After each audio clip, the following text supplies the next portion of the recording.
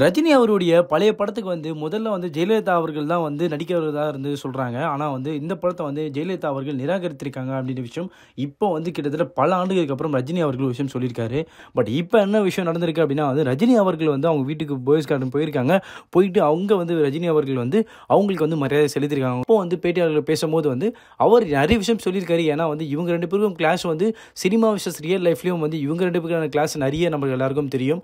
நிறைய டைம் வந்து ரஜினி அவர்கள் வந்து ஜெயலலிதா அவர்கள் சிஎம்மா இருக்கும்போது கூட எதிர்த்து அவங்கள பற்றி நிறைய விஷயம் பேசியிருக்காரு. இவங்க 2 பேரும் பாய்ஸ் கார்டில் இருக்காங்க அப்படின்னாலே இவங்களுக்குள்ள சில கலவையான விமர்சனங்கள் நிறைய விஷயம் இருக்கும் அப்படின்றது எல்லாருக்கும் தெரிஞ்ச ஒரு உண்மை. ஆனால் இந்த சைடில் தாண்டி பாசிட்டிவான சில விஷயத்தையும் வந்து இப்போ ரஜினி அவர்கள் பேசினார்.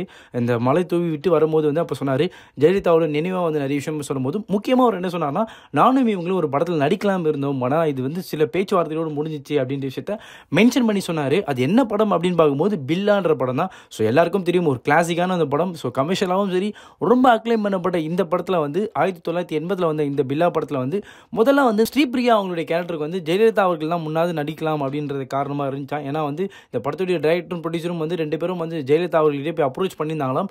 அப்போ வந்து ஜெயலலிதா அவர்கள் ஒரு லெட்டரும் இட்டதாக சொல்கிறாங்க. அப்போ வந்து லெட்டர்லையும் சொல்லியிருந்தாங்களாம், எனக்கு வந்து படத்தில் நடிக்க விருப்பம் இல்லை அப்படின்ற மாதிரியும் சொல்லியிருந்தாங்களாம். பட் அவங்க மட்டும் விரும்பி இருந்தாங்க அப்படின்னா வந்து இந்த படத்தில் வந்து அந்த ஸ்ரீபிரியா கேரக்டருக்கு வந்து ஜெயலலிதா அவர்கள் தான் வந்து நடிக்க வேண்டிய இருந்துச்சு. பட் ஆனால் ஜெயலலிதா அவர்கள் அந்த நேரத்தில் வந்து நிராகரிச்சிட்டாங்க அப்படின்ற விஷயத்த இப்போ ரஜினி அவர்கள் பேசினது ரொம்ப பாசிட்டிவாகவும் கிட்டத்தட்ட பல வருடங்களுக்கு அப்புறம் இந்த விஷயத்தை வந்து சொல்லியிருக்காரு, இந்த சீக்கிரட்டை சொல்லியிருக்காருன்றது எல்லாரும் வியந்து பார்த்துட்டு இருக்க பார்க்க முடியுது. ஸோ இதை குறித்து உங்களுடைய கருத்துக்கள் எவை இருந்தாலும் கமெண்ட் செக்ஷனில் சொல்லிட்டு போங்க.